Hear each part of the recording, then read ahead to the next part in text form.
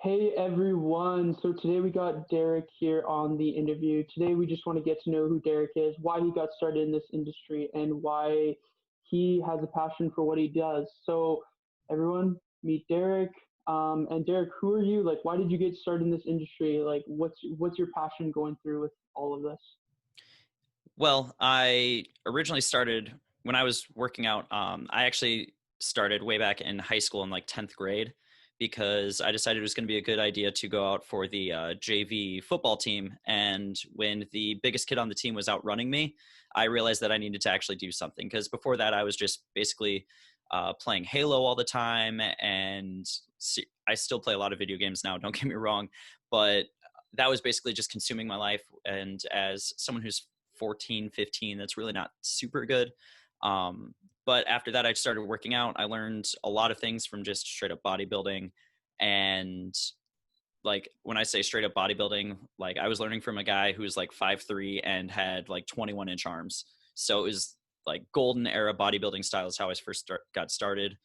Um, Throughout the next couple of years, I fell off a little bit because video games again, but also like my senior year, I didn't want to do anything. That senioritis kicks in. I think we all know how that goes. And after that, I ended up going up to Michigan Tech to study computer science. So I've been everywhere, by the way. I've and we'll get into that a little bit because I like learning new things a lot, and it's something that I push through a lot. But we'll get to that. So I ended up going to Michigan Tech for computer science. There's nothing to do there besides basically party and play video games and not be physically active. And I ended up putting on 70-ish pounds. I went up there when I was like 170, 180, and I came back a year and a half later after dropping out and I was almost 250. I don't know the actual number. The first time I weighed myself was like a month or two after I came back, and I was 242 pounds. Since then, I realized that I needed to take control of everything. So I ended up working out. My buddy, who's my boss now, was opening a gym in the next town over, and he said, "Hey, if you want to come work out, just come work out. Like, don't worry about being charged or anything like that. Just you're a friend of mine, and I want to help you out." Cool. So I ended up working out. While I was doing that, I was going to culinary school because I'm also a classically trained Cool. chef. Like I said, I was everywhere. So most people, when they go to culinary school, they gain weight.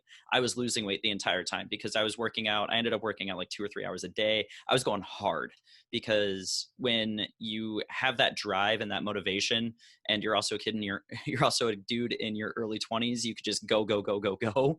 And I ended up getting down super lean, and I was working it as a chef in Ann Arbor, Michigan, which is where University of Michigan is located. And that was like an hour and 15-minute drive one way just to go to work. And I had always been thinking about how could I help people, because through that, I was him offering to let me work out his gym was basically the only help that I had, period. I had to learn everything myself. I had to relearn how to work out. I had to figure out what I was doing with nutrition, which I did some stupid things with nutrition. I think everyone kind of does. And it was a learning experience that way. I had to figure out what kind of mindset stuff I was doing. It was literally completely self-taught. I had to do everything myself. My own mom thought I was starving myself because I wasn't eating like 3 plates of spaghetti at dinner. And like, I don't falter for that, but all of these different things were adding up, right? And I had been sitting on a personal training certification for like a year and a half, and my boss now was saying, "Hey, I'm looking to hire a new group trainer for these boot camp workouts that I have in this boot camp business." So I literally within a week finished my personal training certification, got to submit it, passed it, and got my certificate printed, and brought it to him, and literally quit my job there. Quit my job as an executive chef. I took like a 70% pay cut in order to do what I was able to do, Oh, which isn't something that's really easy to make a decision like that. But when you know something is what you want to do, sometimes you just got to do it. yeah. And that was a moment for me of, do I want to keep doing that? Because I was understaffed. I wasn't allowed to hire any more help. I had to keep watching these costs. I ended up spending like 15 hours between driving and working, and then doing everything because I had to send people home because I had to watch labor costs and all of that stuff. Coming back, it was just for almost no reward. It's a very unrewarding or unfulfilling job that you do when you're a chef for the most part, unless you get like one of those glamorous jobs or you see like a celebrity chef on TV, which is what a lot of people go to culinary school for, is because they think they're going to be like the next Bobby Flay or whatever. But that's really just not the case. Um, you can have those idols like Anthony Bourdain, which really transcended food, but he became more of like a philosopher than an actual chef, which I always thought was super interesting. But I wanted to feel like I had a sense of fulfillment with what I was doing, and being able to train and coach people is how I did it. So I jumped in literally head first and just started learning, man. The nutrition stuff didn't come until like 2 years later, where I was actually thinking about, okay, how can I actually grow myself in terms of nutrition? But I just started out because I wanted to help people. I had to do everything myself, and I didn't want anyone else to ever have to do that. I wanted to make sure that if someone needed help, that I was going to be in their corner no matter what. If I could help them avoid some of the mistakes that I made, if I could help just become, I like to think of myself as like a concierge of information in health and fitness that doesn't have any of the bull crap that a lot of our industry tries to say and push and peddle, which everybody can see just by scrolling for 30 seconds on their Instagram feed. So that's where I came from. And that's kind of been my mission ever since, is just to be able to help people and provide information so that they don't have to be doing things by themselves, because that's the worst part of everything. And honestly, I think that's why a lot of people fail, or they just give up, is because they don't have anyone in their corner to be able to help them along whenever they stumble. And if you stumble and you don't have any help, sometimes you're not going to get up. And then it's just easier to go back to how you're eating before instead of trying to push forward. So that's basically where I come from. And yeah, now I run a nutrition coaching business on the side. I'm still doing group training stuff. And yeah, that's me. Thanks. Yeah, I really appreciate you sharing this, man, and just being honest and sharing your story. And something that really stuck with me is when you said about having a support group and having someone there to help you along the way and to keep pushing you. And I think that's what's going to really set some of us apart, is the ones that are going to stick by that person and really want to help them and not just give them that quick fix. I think that's what we see a lot in this industry sometimes, that there's a lot of people out there that just want to get the money, get the quick fix out, and instead the coaches that really want to help the person and take some time with them and really give them value is going to be the ones that set themselves apart. My next question for you, man, is where where do you want to take this? Like, what do you see yourself doing long term with coaching and being in this industry? Long term, I want to just continue to be able to help people, however that platform is. I have a weekly Facebook show, Derek Noel Fitness. My microphone's kind of blocking the shirt right now, but I have, that's every Sunday night, and I try and just provide a bunch of information. I've been doing a lot of interviews lately to help push information that way. On top of that, I want to grow, and as someone who plays video games a lot, something that I've started working on and this is completely new. I haven't even really talked to many people about this, but there is a really big disconnect in people who play video games and the whole video game community. So you can think of like Twitch or Facebook now, or Mixer's another one. There are a lot of people who play video games all the time who don't relate to what people see as the normal, like the typical nutrition coach or the typical personal trainer, because looking through that, you see a lot of people who play like sports, who played sports in high school and college, or who are like weightlifters and bodybuilders and like are these elite athletes or were these elite athletes. And the average person who plays video games can't really relate to that. Some of them can, obviously, like I can for sure, but there are a lot of people who would never reach out because they don't feel comfortable, because they don't feel like they have a connection with that. So I've really started pushing myself into that community to be able to help out, because I'm not gonna lie, I do play video games usually for a couple hours a day. I like playing it. I started a Twitch stream so that people can come in and talk to me and just start building this community. And I really feel like that's where I'm heading towards, and I'm fully embracing it. I'm not someone to do things in moderation. And eventually that's where the full force of my effort is going to be. Yeah, it's a lot of, I think too, like you were saying about the gaming community, there's not much on, I haven't personally heard a lot of topics on nutrition, working out, and your mental state, and how working out and all doing all those things can actually help you be a better video game player, especially for people that are doing it professionally. I actually have a really good friend. He is on Twitch, and he's actually well known on Twitch. I don't know Twitch well, but I just know he has one of those like check marks or something beside him. I don't know. Mm-hmm. So, but it's kind of funny because me and him actually were having a conversation the other day, and he's trying to get into nutrition and working out, and he even notices like his mental focus on when he's trying to do all the things like editing and talking to people and all those kind of things. It's quite the impactful thing. So I think the direction you're going with that is awesome, man.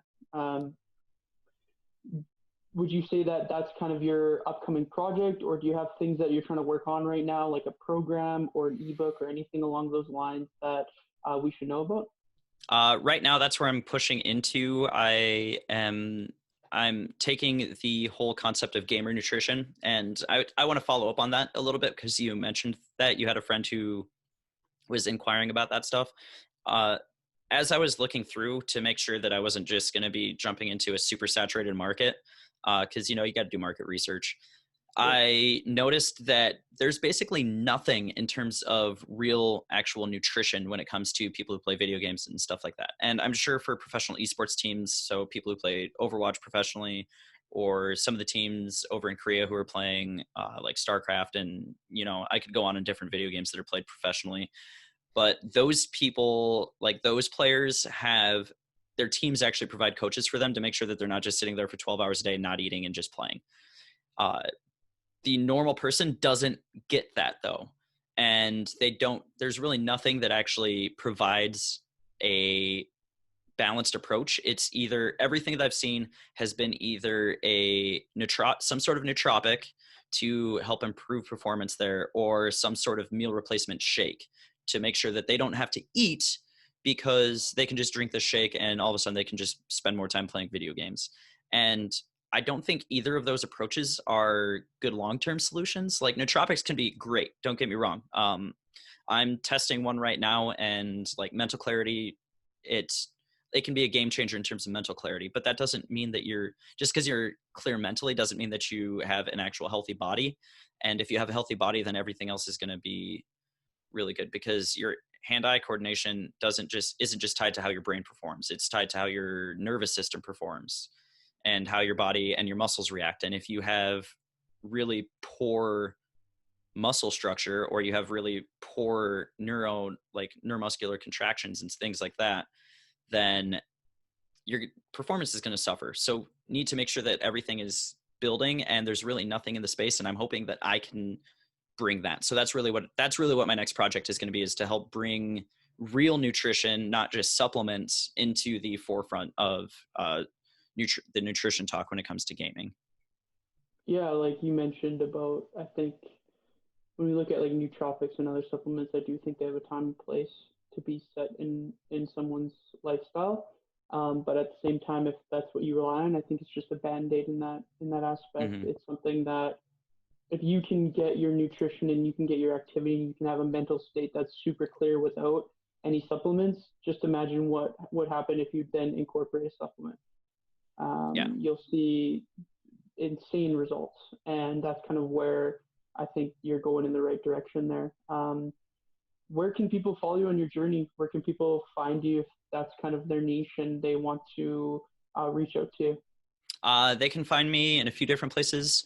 On Facebook right now, I have the Derek Noel. So the Derek, my name is spelled Derek, because I know there are a million different ways to spell that. And then Noel, just if you think like Christmas, my last name is literally Christmas in French. That makes it easier. So the Derek Noel, you can find me. That'll take you to my Derek Noel Fitness Facebook page, which is where I post a lot of my social media stuff, and where you can find my Facebook show that I do on Sunday nights. On Instagram, you can find me at the Derek Noel, same thing. I tried to make it really easy so that you can find me at the same place everywhere. I'm not really on Twitter right now, but Facebook and Instagram are the two places that you can find me, and people can just send me a message. I'm totally cool about that. If they want to talk nutrition, I'm here to help people, and a lot of the stuff people can find on Google anyways. So Yeah. if you just have a couple questions, like feel free to shoot me a message. I'll answer right back. You don't got to worry about anything like that. I'm just here to help.